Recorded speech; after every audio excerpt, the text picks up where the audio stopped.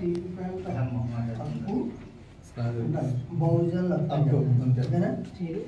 Pant ఉక్కు, steel pant ఉక్కు, steel pant ఉక్కు, స్టీల్ ప్యాంట్ ఉక్కు, స్టీల్ ప్యాంట్ ఉక్కు, స్టీల్ ప్యాంట్ ఉక్కు, స్టీల్ ప్యాంట్ ఉక్కు, స్టీల్ ప్యాంట్ ఉక్కు, స్టీల్ ప్యాంట్ ఉక్కు, స్టీల్ ప్యాంట్ ఉక్కు, స్టీల్ ప్యాంట్ ఉక్కు, స్టీల్ ప్యాంట్ ఉక్కు.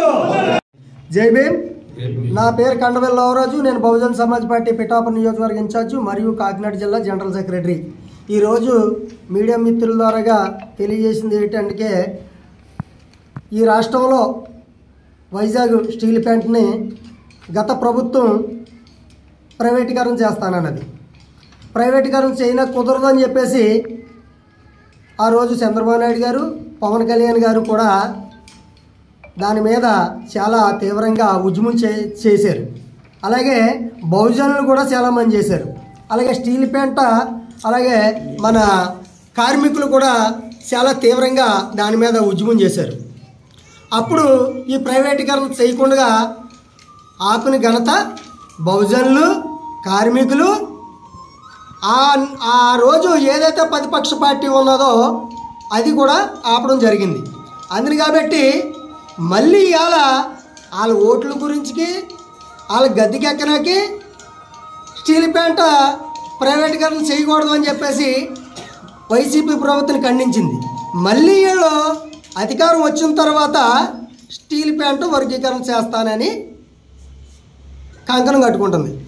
బహుజన్ సమాజ్ పార్టీ తరపు నుంచి రాష్ట్ర కమిటీ పిలుపు మేరకు ప్రతి నియోజకవర్గం, ప్రతి జిల్లా, రాష్ట్ర వ్యాప్తంగా రేపు 1వ తారీఖుని వైజాగ్ స్టీల్ ప్లాంట్ దగ్గర భారీ ఎత్తు ధర్నా ఏంటంటే, స్టీల్ ప్లాంట్ ఉక్కు, బహుజనుల హక్కు, బహుజనుల హక్కు, స్టీల్ ప్లాంట్ ఉక్కు. అందుని కాబట్టి ఇది ప్రైవేటీకరణ ఆపుకుంటారా, బహుజనులు ఒక విధి విధానాలు చూపించాలనే దాని గురించి బహుజన్ సమాజ్ పార్టీ రాష్ట్ర కమిటీ మాయావతి గారు పిలుపునిచ్చారు.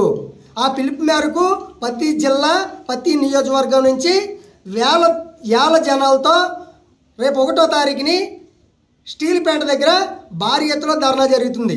ఒకటే చెప్తున్నాం ఇప్పుడున్న గవర్నమెంట్కి, అయ్యా చంద్రబాబు నాయుడు గారు, డిప్యూటీ సీఎం గారు పవన్ కళ్యాణ్ గారు, నరేంద్ర మోడీ గారు ఏది చెప్తా చేయడం కాదు. రాష్ట్రంలోనే అది పెద్ద ఫ్యాక్టరీ, అది ఒకటే ఉంది, చాలామంది చేశారు. ఇది ప్రైవేటీకరణ చేయడం వల్ల ఎంతమంది నష్టపోతున్నారు అనేది డిప్యూటీ సీఎం గారు, సీఎం గారు కూడా దీన్ని దృష్టిలో పెట్టుకుని ఆ ప్రైవేటీకరణ చేయకుండా ఆపాలని చెప్పేసి బహుజన్ సమాజ్ పార్టీ తరపు నుంచి మేము తెలియజేసుకుంటూ ఉన్నాం. లేని పక్షంలో మాయావతి గారే స్వయంగా వైజాగ్ వచ్చి ధర్నా చేస్తారు. మొత్తం రాష్ట్ర వ్యాప్తంగా, దేశవ్యాప్తంగా మాయావతి గారికి సపోర్ట్ ఇస్తారని చెప్పేసి మేము ఇస్తామని చెప్పేసి ఈ మీడియా మిత్రుల ద్వారా తెలియజేసుకుంటూ ఉన్నాం. జై భీమ్, జై భారత్.